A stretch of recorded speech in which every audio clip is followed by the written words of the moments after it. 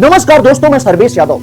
आज से ठीक 10 दिन पहले साउथ कोरिया में होने वाला यह प्लेन हादसा पूरी दुनिया को हिलाकर रख दिया। यह खबर पूरी दुनिया की सोशल मीडिया की टॉप हेडलाइंस पर चली थी। पिछले कुछ मिनटों से यह प्लेन जिंदगी और मौत के बीच जूझ रहा है। पक्षियों के झुंड से टकरा चुका है, इसका इंजन फेल हो चुका है, पायलट लैंडिंग गियर को नीचे कर रहे हैं, लेकिन जहाज का पहिया तो नीचे हो ही नहीं रहा है।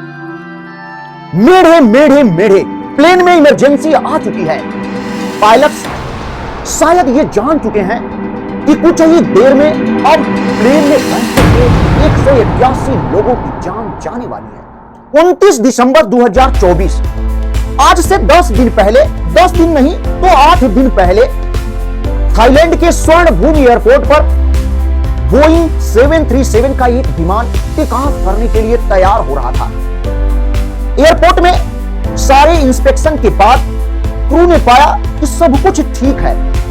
अब इस प्लेन में 2 पायलट, 4 क्रू मेंबर्स और 175 पैसेंजर्स धीरे धीरे सवार होने लगे।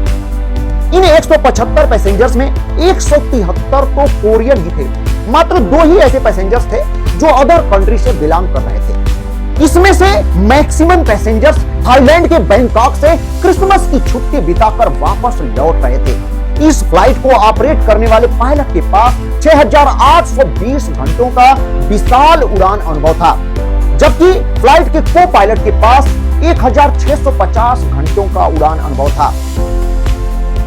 यह फ्लाइट सारे इंस्पेक्शन के बाद 2:30 बजे थाईलैंड के बैंकॉक से टेक ऑफ करती है।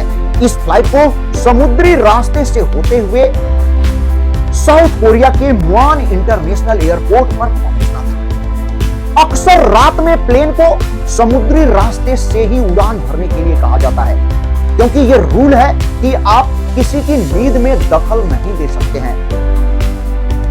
अब यह प्लेन कुछ ही घंटों में साउथ एरिया के एयर स्पेस में प्रवेश कर जाता है। मौसम सुहाना था, हवा तो एकदम 9 के बराबर थी। सुबह की किरणें फैल चुकी थी। 8:50 पर यह प्लेन लैंडिंग करने की तैयारी कर रहा था। तभी एटीसी की तरफ से एक अलर्ट आता है कि आप सावधान रहिए, आसमान में पक्षियों का झुंड उड़ रहा है। वैसे भी इस एरिया में कुछ ज्यादा मात्रा में ही पक्षियां इधर उधर उड़ रही होती हैं। इस एयरपोर्ट के अलावा यहां पर 13 और छोटे छोटे डोमेस्टिक एयरपोर्ट हैं। यहां पर भी ज्यादा क्वांटिटी में पक्षियों का झुंड आसमान में उड़ता हुआ दिखाई देता है। ठीक ऐसे ही एटीसी ने इस एयरपोर्ट के पास भी पक्षियों के झुंड को नोटिस किया। जैसे ही पक्षियों के झुंड को नोटिस किया, एटीसी ने तुरंत जेजू एयर को इन्फॉर्म किया। अब जैसे ही एटीसी ने जेजू एयर को इन्फॉर्म किया, इन्फॉर्म के ठीक 3 मिनट बाद उसी फ्लाइट से मेढ़े मेढ़े मेढ़े का मैसेज सुनाई देता है एटीसी को। अब एटीसी तुरंत घबरा जाता है और सभी एयरपोर्ट की सभी इमरजेंसी को तैयार कर देता है। फायर ब्रिगेड, रेस्क्यू टीम, सभी लोग रनवे की तरफ बढ़ने के लिए तैयार हो। अब एटीसी इस एयरपोर्ट पर आने जाने वाली सभी फ्लाइट को कैंसिल कर दिया। मेन फोकस इसी थाईलैंड बैंकॉक वाली फ्लाइट पर करने लगे। सभी लोग, सभी इमरजेंसी रेस्क्यू टीम का मेन फोकस यही था कि किसी भी अनहोनी से बचा जाए। तभी इसी फ्लाइट में एक और बड़ी समस्या आ जाती है।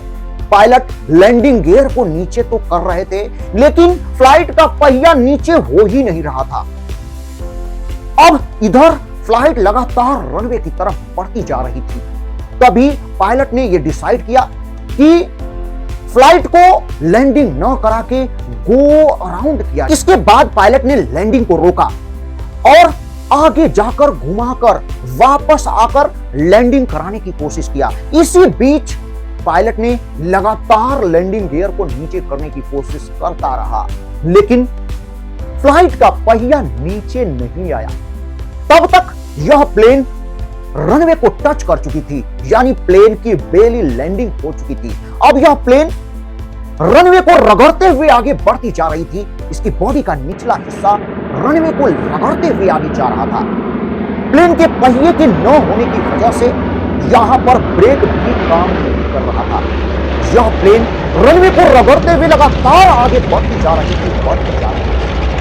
दोस्तों, प्लेन की स्पीड इतनी ज्यादा थी कि रनवे को क्रॉस कर गई यह प्लेन और सामने कंक्रीट की दीवार में यह प्लेन इतनी जोरदार टक्कर मारी कि एक आग का गोला, इतना भयानक आग का गोला उठा जिसमें प्लेन में बैठे हुए शायद 181 लोग कुछ ही सेकंड में जिंदा जल गए। दोस्तों, यह आग इतनी भयानक थी कि इसका अंदाजा इस बात से लगाया जा सकता है कि इस आग को बुझाने के लिए 490 फायर फाइटर्स, 340 मिलिट्री वाले और 455 पुलिस वाले मौजूद थे और इन लोगों को इस भयानक आग को बुझाने में 43 मिनट का समय लग गया।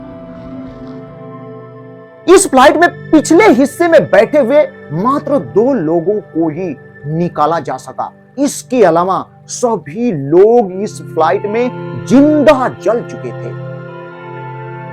इन लोगों को जो इनके फैमिली वाले रिसीव करने के लिए आए थे, दोस्तों उनके बारे में सोचिए। वे लोग तो यहां पर जिंदा लोगों को घर ले जाने वाले थे। उन्हें क्या पता था कि यहां से उन्हें लाशों को घर ले जाना पड़े। उसमें भी ये लाशें इतनी बुरी तरीके से जल चुकी थी कि इन्हें पहचानना मुश्किल था, मुश्किल ही नहीं नामुमकिन था, जिसकी वजह से बॉडी तो फैमिली वाले ले ही जाएंगे।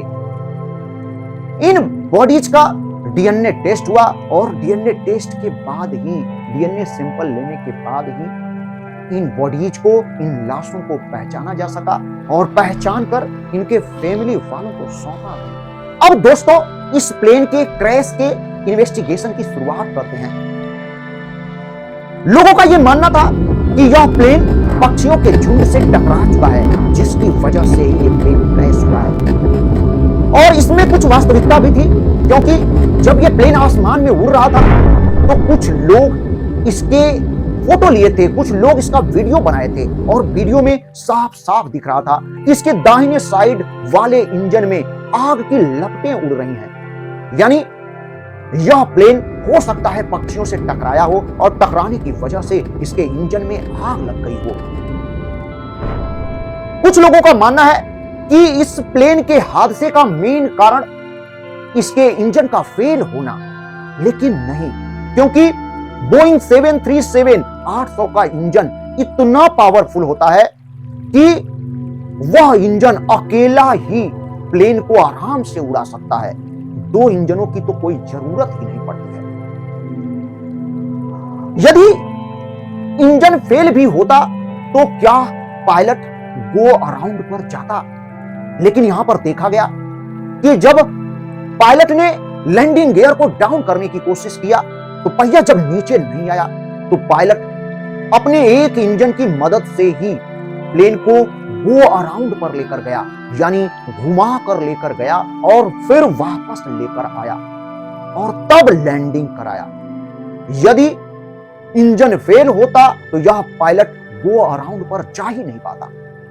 और यदि यह माना जाए कि इस फ्लाइट के क्रैश होने का कारण व्हील्स का ओपन न होना, तो दोस्तों हम आपको बता देते हैं कि यहां पर जो फ्लाइट के व्हील्स का कनेक्शन होता है वो हाइड्रोलिक सिस्टम से होता है। उसमें भी 3 हाइड्रोलिक सिस्टम लगे होते हैं। यदि एक हाइड्रोलिक सिस्टम से व्हील ओपन नहीं हो रहा है तो पायलट को दूसरे हाइड्रोलिक सिस्टम से व्हील्स को ओपन करना चाहिए। दूसरा भी खराब हो गया तो तीसरे से यूज करके व्हील्स को ओपन करना चाहिए, और तीसरा खराब होने का रीजन तो 9 के बराबर है। तो आखिर प्लेन कैसे क्रैश हो गया? तो चलिए मान लेते हैं कि यहां पर फ्लाइट की व्हील्स ओपन नहीं हुई, तो इस स्थिति में पायलट के पास मात्र एक ही ऑप्शन बचता है, वो है बेली लैंडिंग का, यानी बिना पहियों के रनवे पर फ्लाइट को उतारना। तो यहां भी बेली लैंडिंग के बहुत सारे प्रोसेस होते हैं, यानी इसमें काफी ज्यादा टाइम लगता है। यहाँ पर तो मात्र 3 से 7 मिनट में ही पायलट ने बेली लैंडिंग करा दिया। यहां पर पायलट की जल्दबाजी थी।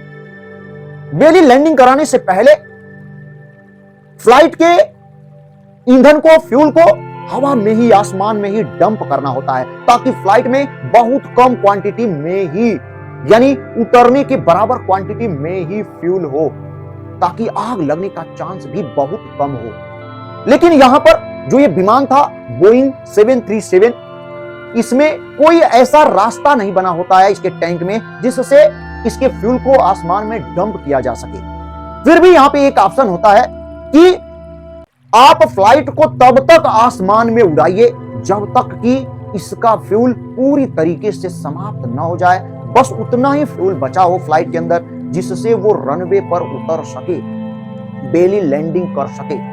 लेकिन यहां पर तो पायलट ने यह भी नहीं किया। पायलट को यह करना चाहिए था कि उसे आसमान में उतनी देर तक उड़ाना चाहिए था फ्लाइट को जब तक कि इसका फ्यूल खत्म न हो जाए। अभी भी इस हादसे को हुए मात्र 1 सप्ताह ही हुआ है, 8 दिन ही हुआ है, तो अभी भी यहां पर रिसर्च चल रहा है कि आखिर इस फ्लाइट के हादसे का मेन कारण, मेन रीजन है क्या।